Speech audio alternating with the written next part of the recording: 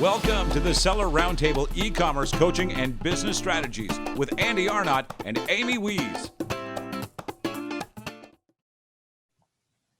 Hey, what's up, everybody? This is Andy Arnott. Amy is off today, trying to dig her Texas home out of all the snow that they've got down there.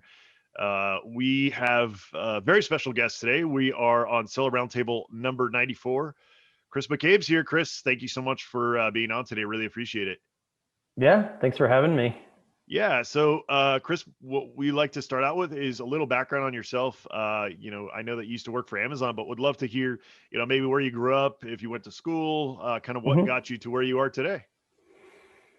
Yeah, I mean, I grew up here in the Boston area. I lived out in the West Coast for better part of 18, 19 years before I moved back here. I worked at Amazon for several years, 6 years in Seattle. Actually, I ended up living in Seattle for almost a decade. And then moved to New York when I left Seattle to start this business. In terms of education, went to UC Berkeley for anyone who's from the Bay Area or anyone who went there, but long time ago. Bears. I haven't been I moved out of California about 20 years ago, up to Seattle. Most people do that move the other way, the reverse. But I was getting more into e-commerce, and at that time I was like a fraud investigator. Making on the buyer side, making sure buyers weren't doing fraudulent purchases, ripping people off. That wasn't what Amazon brought me in to do. I was doing A to Z guarantee claims, which we all know what that is. Back in the days of when no one knew what that was, I spent a lot of time educating the buying public and sellers what A to Z claims were. Moved from there to the seller enforcement, policy enforcement, seller performance teams. I would say almost 14 years ago now. So been consulting and doing this, working with this material that we're talking about today off and on for 12, 13 years. And I won't say loving every minute of it, but when we score a victory and we clarify some of the nonsense you were referencing earlier, the bots, the unread appeals, the failure of Amazon to review something you spent all afternoon on, let's say, maybe all week on to get it tight and just right for them to accept an appeal. I mean, that's nerve-wracking. And obviously we're helping a lot of people straighten out those situations. So Yeah, absolutely. Yeah, mostly core services, reinstatement of accounts, and ASIN reinstatements are what we're primarily known for, but we're also helping people report abuse when they're being attacked by competitors and things like that.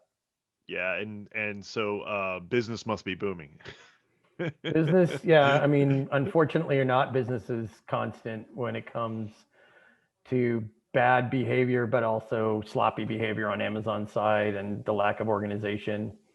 And as you said, they're trying to automate more, not less, as time goes on, which was already in the works even before Andy Jassy was named the incoming CEO.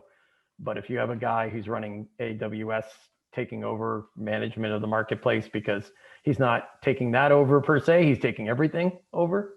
Yep. We're expecting even more automation, which sounds scary and probably is scary, but it just means sellers have to be on their toes and on their game with the appeals process ever more so. I actually love, as a software guy, I love automation, but the problem with it is they're training the automation, right? So it's like 3 years or more. I mean, and even with the AI models and stuff that they're working on right now, it still doesn't get it right. So the problem is, when they go to when you turn on autopilot in an airplane, there's still a human there to make sure that airplane doesn't crash, right? Whereas in Amazon's world, I feel like they just have the autopilot on and hope the plane doesn't crash, right? And the plane is your business. I definitely have a love-hate relationship with Amazon, but lately, I mean, I've been getting so frustrated because the few avenues that they did have, they continuously take away, like the captive team. There's no captive team anymore. Jeff at Amazon.com used to be the kind of executive thing that, once the word got out that was all this stuff gets out, and then it just gets inundated because and that should be, to me, proof to sellers or to Amazon that they're not taking care of sellers. And I think at one of the Amazon events, they did, they revealed that the little polls that they do in Seller Central all the time. Mhm. It's abysmal. I mean, they never get, I would be surprised if they get above 5% satisfaction on any of those questions, Yeah, because they even if know. They know. even if a seller is feeling like they might in that one area be getting, decent support, they just, out of anger, I know I do this, I'm just like, you get nothing right, you get an unsatisfactory no matter what, because I'm Mhm. just so frustrated. um if you were in charge of Amazon, I know this is a very loaded question, and but I mean, how? I like it already, so keep going. This Oh, is a good okay. start to a question. All right. So you liked my rant episode, so I like that. But how could I mean, should Amazon restrict new sellers on the platform until they catch up? Should they, I mean, try to bring on more? I mean, is there a solution? What's the solution to all of these issues? They already restrict newbies or the uninitiated, unfamiliar by suspending them when you make a mistake. So it's already set up for, ignorance is never considered an excuse. Being new is never an excuse. Being unaware or lacking knowledge to Amazon at least means nothing. It just means it's almost like an argument for suspending people when they're new instead of cutting them more slack. And I don't think sellers or any new business understands that, because it seems counterintuitive. From Amazon's perspective, it's 100% on target. That's exactly what they want. Whether it's because they find it easier to scale this way or not, or whether it's just tolerated that they can be a little disorganized with how they roll these things out or not, simply because they're a monopoly and they don't care. This is how they want it. So you have to just be at the top of your game all the time. You have to also have a very thick skin. I mean, your frustration, everything I've heard you express, either on podcasts or not, is those are feelings I share myself. And I'm numb to it to an extent after having worked there and come up through their system. I have to say things worked a lot better when I was there, not just because I was there, because my whole team was, kind of able to give more input. They were more in charge of like, this is not working, this is working, this is what we can try. Obviously the scale was different, smaller teams, fewer global marketplaces. We had once a week, maybe once a month calls with the European teams, because we were able to keep things localized, centralized in Seattle and tight there. And if things are going wrong in India, we were able to just say, here, do it this way from now on. It's not like that anymore. Now, much more decentralized. So in terms of how you fix it, the short version would be, the automation won't go away. You just have to improve how the automation is married to the human element, and how SOPs and standard operating procedures plus internal team tools are retrained, adapted better, enhanced, modified, whatever those guys need to do a better job investigating seller accounts in the first place before they do a suspension. As they process appeals, as they review whether or not a plan of action or a POA is acceptable. Do you need to present evidence that you've actually fixed things, or can you just say it in a plan of action? Does Amazon even know the difference? Those are things that have to be ironed out. Otherwise, they can improve all the machine learning they want. It's not going to make the difference. And then, like you said, the communication only gets worse, right? Steadily downward. It's more generic, more vague, more murky, not enough details. Buyers have complained about your products. Really? What's the complaint? Well, I don't know. You find it. We can't tell you. It's a secret. The communication, I can definitely say the communication that we had when I was there was lacking to an extent, but it was nowhere near this awful. Yeah, I mean, from my perspective, one of the things that it continuously frustrates me over and over again, and I run my own software business. Granted, it's nowhere near the size of Amazon, and but the thing that there's no proactive, instead of taking my ASIN down, which happened, every Q4 they get this, that they release the bots on all the listings, and one of my products got taken down for like the 10th time. I mean, it's like the same thing over and over again. And they wanted me to fix the listing, right? I think it had like best in it, something stupid like that. Yep. And rather than be proactive and send an email that says, hey, these are the things that we've noticed in your listing that we don't like, can you please go and fix that? They just take the listing down.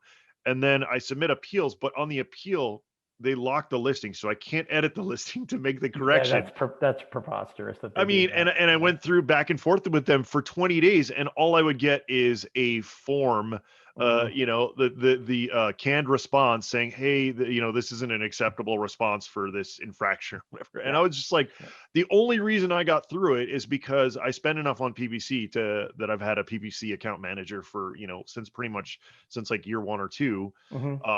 And so I was able to reach out to them, and, you know, he kind of escalated and stuff, but even that, they've taken a lot of that power away. I mean, They have, yeah. yeah, That I was used, being abused. That's why they took it away. Account yeah, managers used to have more visibility into what's going on with you. Now they don't have as much. Yeah. yeah. And it's just like, I don't know, I guess to me, I look at the Zappos model, right? And to me, I think that if I were Amazon, I would err on the side of giving my people, you know, the resources to be able to help sellers. Now, I know that, you know, there was a lot of, a lot of, kind of, you know, data being leaked and, you know, payoffs and things like that. But I feel like that's not an excuse. That's an Amazon problem, not a seller problem. And I feel like they, you know, they need to, you know, whether it's random screenshots on the account manager's computer, or, you know, I don't know what is some way to Some deter. solution has to be put into place. Yeah. Right.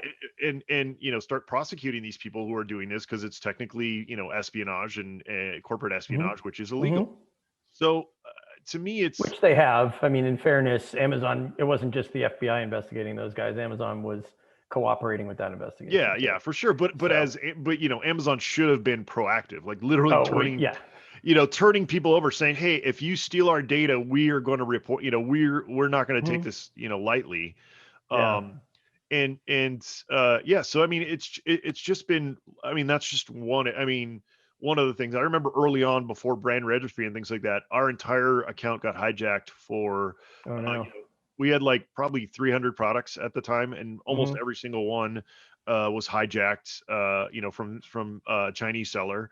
And it was just maddening. There was nothing you could do. And it's hard to build a business. You know, it's funny because once again, we go back to the love hate with Amazon, right? Like, people love it because, you know, my e-commerce business, like 90 to 95% of the business comes from there. I mean, we sell on Wish, and, Oh, sure. you know, we had our own website. So, but honestly, if you're talking time in, time out, or time in, money out, Amazon wins hands down. But on the flip side, I just don't trust Amazon to be my partner in building my business. So it's kind of like, you know, it's this catch 22. You know, at what point are they going to change some rule that all of a sudden now my business is, you know, my products are taken down, you know, like, you know, some of the stuff I sell is, you know, you have to get approval for and things like that. And then all of a sudden they're like, this is now a prohibited item, or what, you know, it's just Out of the blue. Yeah. I yeah. mean, these are fixable problems, right? Like the one you mentioned earlier where you couldn't edit the listing content in order to make it compliant. Like, that is fixable. There's no excuse for not quickly putting something together that makes that do, maybe not quickly, but eventually putting something in place that makes it so that that doesn't require a whole new system, a whole new tool to be built. Maybe they would tell you that that's what it takes. And that's why they haven't changed it. I mean, look at the account health dashboard. It's completely inconsistent in terms of updates. Some people successfully appeal something and it doesn't fall off for 2 or 3 months, and other people it's 2 or 3 days. Well, that's because it's an old clunky tool that needs to be rebuilt, replaced. I mean, the whole of Seller Central, I think, rolled out in what, 2010, 2009. So these are ancient things that need to be swapped out for something better, and that is fixable eventually. Someday those improvements are coming, but they do it at their pace, not your pace, unfortunately. Yeah, absolutely. Now, that But being I agree said, with you. I mean, yeah, they have the resources, they have the data, they hire like crazy. It's not like Seller Performance. No, they've capped the hiring, and they can't hire, you know, 100 more people in Seattle or even globally to make some of the pain points a little bit easier on sellers. They could do that. They're not afraid to put some human capital towards the problem, and also to add other types of resources, software or otherwise, to fix problems. It's just, there's so many problems that they want to fix in their order and their chronology. yeah, And and the marketplace stuff is always the last on the list, right? And that's insane because, when, sellers make money, Amazon makes money. I know that their theory is like, if one seller falls off, there's somebody hungry right behind them, right? So they could care less. The sellers are a number. As a stock, if you're a stockholder, I get that. They're trying to make the most profit they can. They're trying to, every company is trying to do that. Well, not every, but, a lot of the big ones are. There's hopefully some with, getting a little bit more in terms of, having some heart. But to me, it's like, we did so many great things, especially, in this country when we did things like Skunk Works, right? Where you have these small little teams.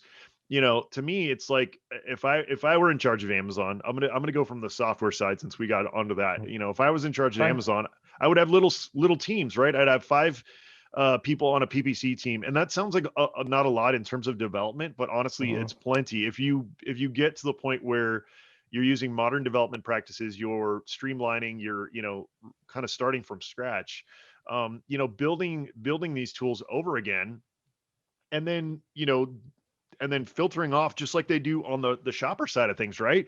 When you log in, say, hey, we got this new dashboard experience, who wants to try it? Do that for like a year, get tons of feedback, see what works, what doesn't work, and then deploy it. And when you deploy it, only deploy it to, sellers from Australia or sellers from, a smaller, subgroup, right? Canada, Which or whatever. They do occasionally roll out regional testing. I mean, that is, and I'm sure I'm sure they do that, but I just feel like it's at this point, it's like, Amazon is starting to look to me, and I've said this for many years, more and more like MySpace every day. I feel like I never used MySpace, so it's hard for me to comment. Oh, yeah, I've used Facebook. There we go. But that's but I mean, that's honestly what the more I start, diving into Amazon, I'm like, okay, when are you guys going to improve this? And if you don't, then somebody more hungry, somebody more innovative is going to come along. I mean, just look at companies like, Facebook, for example. If Facebook turned on a marketplace, it would put a big hurt on Amazon. And I'm still surprised after all these years that Facebook hasn't done that. They've done like their marketplace thing and stuff like that. But I'm talking about a real marketplace. I mean, Google Shopping, or, whatever that was 10 years ago, maybe they could have started making some moves. When I first left Amazon, I was kind of poking around with Google to see if they were planning on launching a marketplace. They didn't seem that interested. Yeah. Thanks for tuning in to part 1 of this episode. Join us every Tuesday at 1 p.m. Pacific Standard Time for live Q&A and bonus content after the recording at sellerroundtable.com. Sponsored by the ultimate software tool for Amazon sales and growth, sellerseo.com and amazingathome.com.